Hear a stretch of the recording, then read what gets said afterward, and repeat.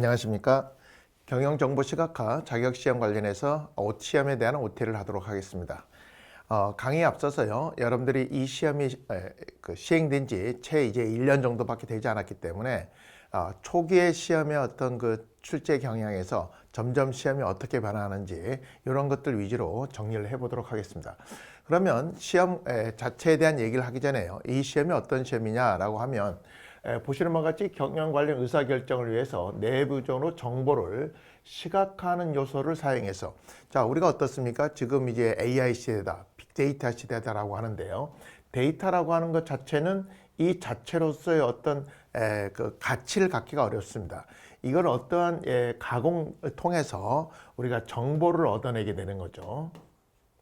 이 정보가 쌓이게 되면 지식이 되고, 그런 것들이 더 확대가 되면 지혜가 되는데, 이 데이터에서 얻어진 어떤 것들을 갖고 정보를 시각화하는 시각화 요소 등을 관련해서 꼭 알아야 될 것들이 뭔가라고 하는 국가기술 자격시험으로서 시험에 대한 응시 자격은 따로 없고요. 다만 필기시험과 실기시험으로 나눠져 있죠. 그래서 저는 여러분들하고 이제 필기시험을 담당을 하게 되는데, 그 필기 합격 후 2년 이내에 실기시험에 응시할 수가 있고, 2년이 지나면 필기시험을 다시 봐야 되는 그런 부분이 있다라는 말씀을 드리겠고요. 주관처는 대한상공회의소고요. 2025년에 시험 일정이 이미 발표가 됐는데, 필기시험이 2번이고 실기시험이 2번이 있습니다. 그래서 올해는 이제 4월 26일 그리고 9월 13일 이렇게 2번 정도 실시가 되고 있고, 시험이 치른 후에 약 한 달 정도 후에 발표가 되고 있습니다. 자, 이 합격 기준 부분이 이제 우리가 이제 관심 사항인데요. 필기 부분과 실기 부분이 난이도를 보면 필기 같은 경우에 1회보다는 2회가 어렵고, 이런 식으로 이제 점점 어려워지는 시험의 보통 특성이 그 시험을 초기에 시행했을 때보다는 점진적으로 어려워지는 그런 양상을 보이는데요. 100점 만점에 40점 이상, 여기서 40점 이상이라고 하는 것은 이제 과락인데, 시험이 3과목으로 되어 있습니다.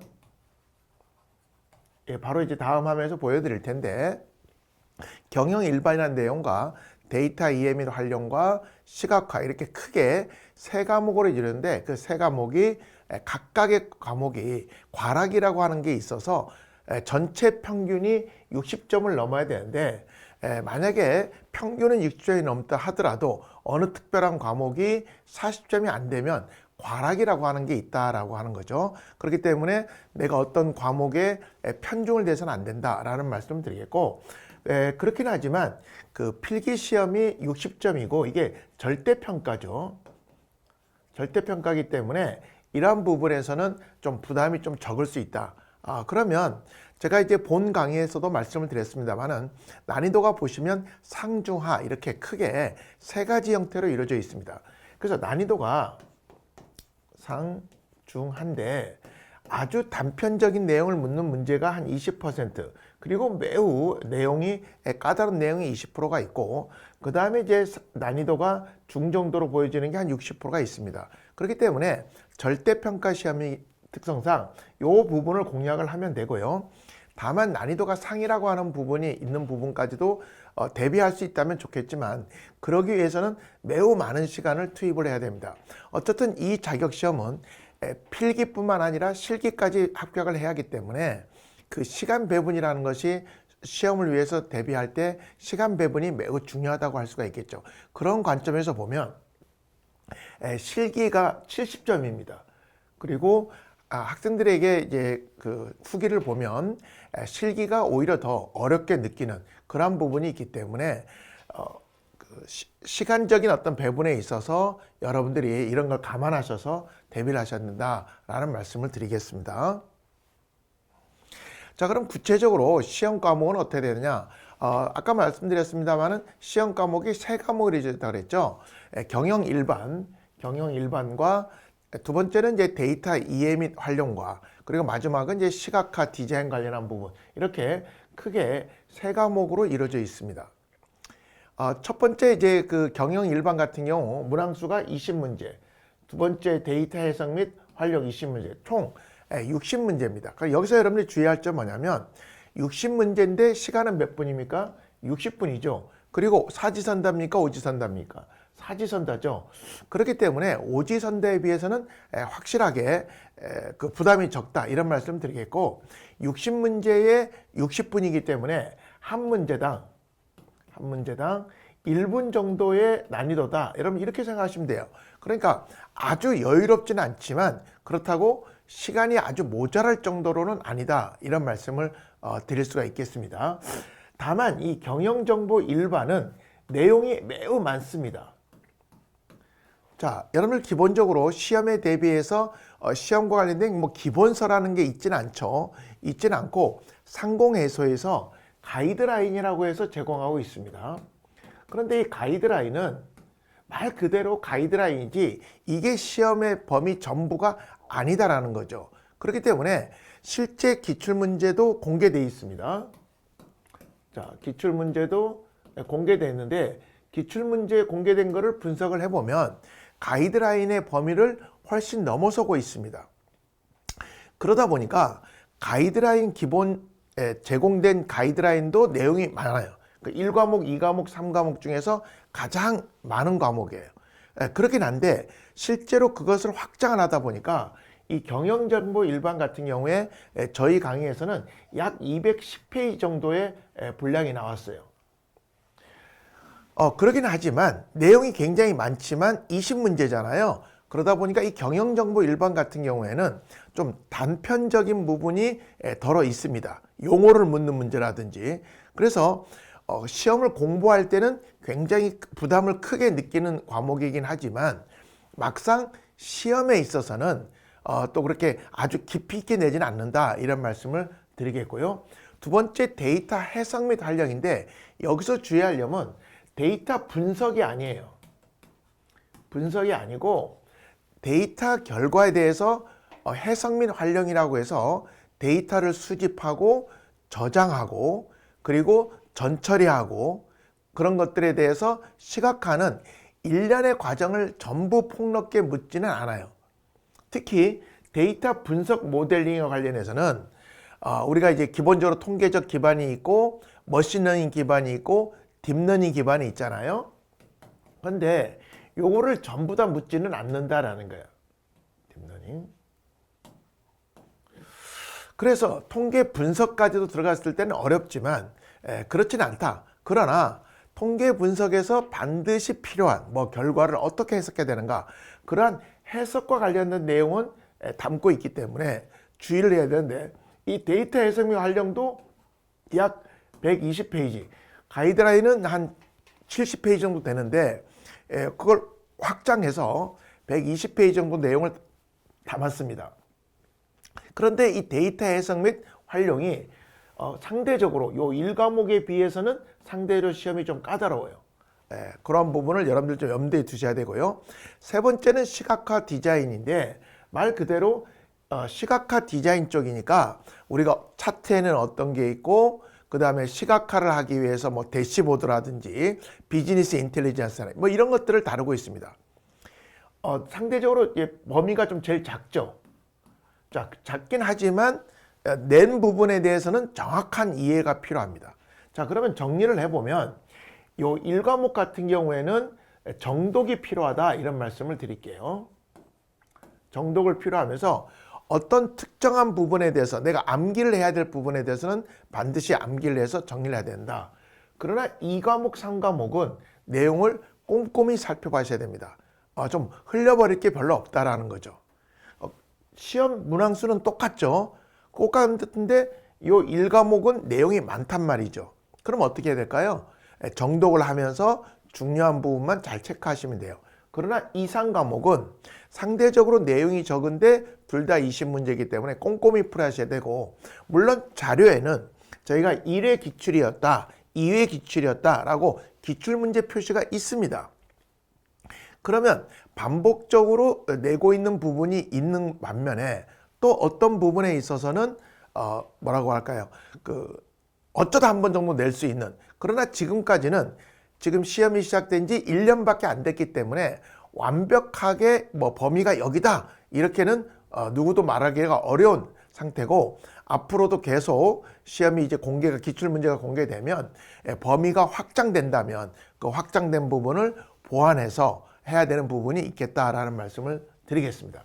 그 다음에 실기 부분이 학생들이 굉장히 또 어렵게 느꼈던 부분인데 파이썬으로 별도로 실습하는 부분인데 실무 관련해서 3문제에서 5문제 사이에로 넣고 있는데 수험생들의 그 어떤 반응을 보면 나름대로는 굉장히 까다롭게 느꼈다. 자, 여기 보세요. 시간이 몇 분입니까? 70분이죠. 그러면 한 문제에 한 10분 내지 15분 정도로 처리할 어떤 실무적인 내용을 담고 있다. 그리고 이제 코드를 짜는 게 실제 필드에서 일을 하다 보면 뭐 안 외워지는 것들이라든지 이런 것들은 기존에 했던 코드를 불러서 수정하는 정도이거나 또는 뭐 여러 가지 챗GPT를 활용해서 바로 이렇게 코드가 생각이 나는데 그런 것들의 도움이 없이 온지 그 수험생의 힘만으로 하는 경우에는 그 부담이 굉장히 또 크게 느끼는 그런 부분이 있기 때문에 아마 수험생들이 좀 어렵게 느끼지 않았나 이런 부분을 생각할 수가 있겠습니다. 자, 그래서 시험 과목에 있어서는 아까도 한번 말씀드렸습니다만은 평균 과목별로, 요 과목이죠. 1과목, 2과목, 3과목별로 40점 이상이어야 되고 전체적으로는 60점이 넘어야 된다 이런 말씀을 드리겠습니다. 그러면 끝으로 과목별로 주로 어떤 내용을 다루고 있는지 개괄적으로 한번 살펴보겠습니다. 1과목 경영정보 일반 20문제는 경영정보에 관한 전반적인 내용을 담는 장이 있고요. 특히 여기 보면 부분별 활동 관련 이해인데 이게 뭐냐, 부분별이라는 게 인사관리, 재무관리, 뭐 공급관리, 생산관리 등등이 있겠죠. CRM이라든지 이런 부분별로 해서 경영활동에서 일어나는 일들이 어떤 게 있느냐라는 전반적인 이해고요. 그 다음에 2장이 조금은 이제 까다롭게 느낄 수 있습니다. 요 2장이 첫 번째 회계, 재무제표에 관한 얘기들입니다. 재무제표에 관련돼서 재무상태표, 손익계산서, 현금흐름표, 자본변동표 이런 것들의 내용을 파악을 하셔야 되고요. 뿐만 아니라 또 어떤 부분이냐면 재무 비율 부분이 이제 출제가 꾸준히 한 문제는 꾸준히 되고 있다. 우리 재무 비율 관련해서 기업의 안정성을 나타내는 안정성 비율이라든지 또는 수익성 비율이라든지 성장성 비율이라든지 활동성 비율, 생산성 비율 이런 것들에 대한 구분하는 그런 것들이 이제 필요하고요. 2절에서는 이제 금융투자상품이라는 명칭을 써놨는데 어쨌든 여러분들 가이드라인에 크게 두 가지 채권이라는 상품과 파생상품 중에서는 옵션 상품을 넣어놨어요. 특히 채권은 꾸준히 1회 1회 계속 나오고 있고요. 옵션 같은 경우에서도 1회 때 기출을 됐었기 때문에 채권이라는 거에 대해서 전반적인 걸 다루는 건 아니고요. 채권이란 뭐냐? 채권이란 어떤 거냐? 채권 수익률의 종류는 어떤 게 있느냐? 채권 투자에 따른 위험이 어떤 거냐? 뭐 이런 것들을 주로 다루고 있다. 이런 말씀드리겠고 옵션에서는 옵션 거래 계약 구조와 관련된 용어 정도를 정리하시면 됩니다. 다음 3장 인적 자원이죠. 인사관리와 관련됩니다. HR 뭐 HRM이 있을 수가 있고 HRD가 있을 수가 있죠. 여기 인적 자원 관리라고 하는 HRM이 있을 수가 있고 개발 및 조직 개발 관련해서 교육 이루어지는 HRD가 있습니다. 그래서 우리 회사에서 보면 인사를 어떻게 합니까? 채용을 하고, 그렇죠? 채용에 따른 배치를 하고 또 평가를 하고, 그렇죠? 그리고 직원들의 어떤 역량 개발을 하고 퇴직하고 이러한 퇴직금에 관련된 거, 이러한 전반적인 HRM, HRD에 관련된 부분 등을 3장에서 다루고 있고요. 4장에서는 영업과 마케팅, 영업과 관련된 기본 정보라는 제목으로 마케팅과 관련해서 특히 마케팅, 기업의 매출과 수익 관련한 부분들, 특히 여기서는 이 어떤 그 KPI, 성과 지표와 관련된 부분 등을 주로 다루게 되고 또한 마케팅과 관련한 어떤 성과의 평가 척도로서는 우리가 로어스라고 하는 지표가 있는데 이런 거 외에도 뭐 클릭률이라든지 전환율이라든지 이런 마케팅 성과 지표에 대해서 중점적으로 대비하시면 되겠고요. 판매 및 영업, 고객 마케팅과 관련해서는 아까도 말씀드렸죠. 성과 지표를 잘 받으시면 되겠다. 그 다음에 고객 관계 관리라고 해서 CRM이죠. 고객을 응대하고 고객의 데이터를 관리하고 이런 CRM에 관련된 부분들. 끝으로 이제 전자상거래와 관련한 부분 등을 다루고 있습니다. 이거 외에도 마지막 장 5장에서는 생산과 관련된 공급관리 부분도 추가적으로 다루고 있다. 특히 이제 어떤 가치 사슬과 관련한 부분들, 이러한 부분들을 다루고 있습니다. 2장에서는 데이터 해석 및 활용이라고 하는 이 과목인데, 데이터라고 하는 게 어떤 종류가 데이터가 있느냐, 뭐 정형화된 거, 비정형화된 준정형, 그 다음에 데이터의 종류에 관련된 것들, 그런 것들 살펴보셔야 되고, 데이터 해석과 관련해서 특히 ED에 따르는 데이터 해석을 어떻게 해야 되느냐 뿐만 아니라 통계와 관련돼서 뭐 중심 교양도라든지 분산이라든지 확률이라든지 가설 검정 같은 이러한 통계적 용어 등을 정리를 해 두셔야 되고요. 그 다음에 데이터를 우리가 정보화하는 데이터 마이닝에 관련된 기본적인 이해가 필요하고요. 이 자리에서는 데이터 관리 시스템, 우리 파일 형식으로 저장하는 부분들, 데이터 파일 시스템이 있고, 저장과 관리를 하는, 데이터 관리를 하는 데이터베이스, 이러한 데이터베이스와 관련해서는 데이터베이스 관리 시스템이 필요하겠죠. 우리 유저들이 데이터에 있는 저장소를 마음대로 들락날락 했다가는 난리 나겠죠. 그걸 다 끄집어 나면. 그래서 우리 회사 같은 경우도 어떻습니까? 비품 관리하는 것은 어떤 총무팀에서 별도로 관리하잖아요. 그런 거라고 생각하시면 되죠. 그래서 이 데이터베이스 관리 시스템이라고 하는 DBMS, 그 중에서도 우리 정형화된 데이터인 RDBMS라든지 Not Only SQL이라고 하는 NoSQL 뭐 이런 것들에 대해서 배우게 되고요. 저장과 관련한 부분들, 특히 전처리, 변환, 검증, 특히 이제 검증 관련해서는 크로스 밸리데이션이라고 하는 교차 검증과 관련된 부분 등을 잘 돼요. 이 전처리 관련해서는 뭐 표준화라든지 정규화 이런 부분들, 그 다음에 데이터를 로고 변환한다거나 이런 것들에 대해서 아주 중요하게 다루고 있고요. 끝으로 이제 비즈니스 인텔리전스라고 해서 그 데이터에서 나오는 어떤 결과에 대해서 어떻게 활용할 것인가 라고 하는 부분들을 또 5장에서 다루게 됩니다. 끝으로 정보의 시각화 부분에서는 우리가 경영 정보의 시각화에 대해서 우리 데이터 시각화가 있고 정보 시각화라고 하는 개념으로, 그 다음에 디자인 관련된 기본 원리, 그리고 정보와 어떤 그래픽을 한꺼번에 한 인포그래픽에 대한 이해, 그리고 이제 어떤 게슈탈트 어떤 형태의 7가지 법칙이라고 하는 것들을 따로 배우게 되고요. 끝으로 이제 시각화 도구와 관련해서는 사무 자동화 프로그램을 활용한 시각화에는 어떤 부분들을 이해해야 되느냐, 그 다음에 이제 우리 비즈니스 인텔리전스를 관련한 어떤 소프트웨어 도구들, 그러한 주요 기능 등을 살펴보시면 될 것 같습니다.